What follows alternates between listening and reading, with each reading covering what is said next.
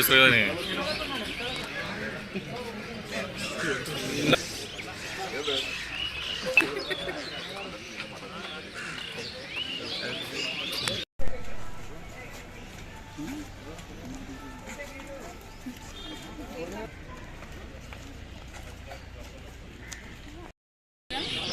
ఈరోజు నామినేషన్ వేయడం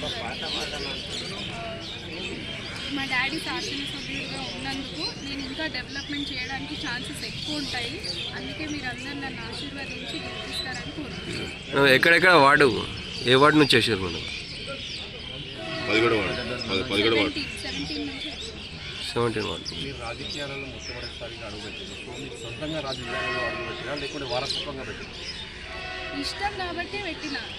ఇప్పుడు మా డాడీ అందరికి అందుబాటులో ఎక్కువ అవ్వట్లేదు కదా శాసనసభ్యుడు ఉన్నందుకు.